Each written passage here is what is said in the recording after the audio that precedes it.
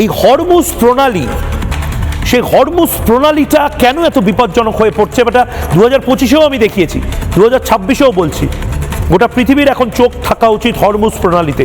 প্রয়োজনে সারা পৃথিবীর বিভিন্ন দেশের সেনাবাহিনী নামুক, হরমুজ প্রণালী থেকে এই চাক্কা জ্যাম, যেভাবে রাস্তা অবরোধ, হাইওয়ে অবরোধ করা হয় না, ঠিক সেভাবে ইরান এখন হরমুজ প্রণালী অবরোধ করে রেখে দিয়েছে।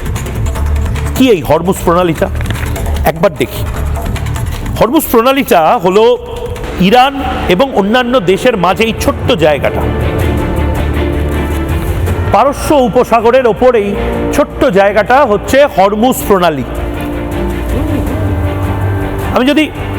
আমি যদি এখানে ম্যাপটা দিতে বলি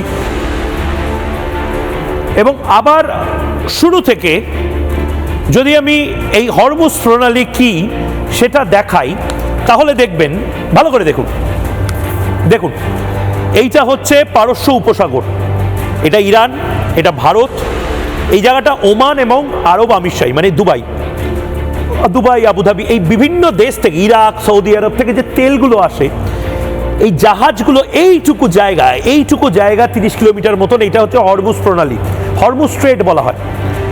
এই 33 কিলোমিটার যে ব্যাসার্ধের জায়গাটা, এখান দিয়ে জাহাজগুলো যায় এবং ইরান তাদের কাস্টমস বা তাদের যে শুল্ক দপ্তর, তাদের মাধ্যমে এখান থেকে একটা টাকা তোলে, ট্যাক্স তোলে, এবং এখান থেকে পাস না হলে, এটা যদি বন্ধ হয়ে যায়, গোটা এই মধ্যপ্রাচ্যের তেল বা অন্যান্য জিনিসপত্র সব বন্ধ হয়ে যাবে। এখান থেকে বেরোনোর পরে আরব সাগরে ঢোকে বা পৃথিবীর যে কোনো কর্নারে যায়, ভারতের কাছে যায়।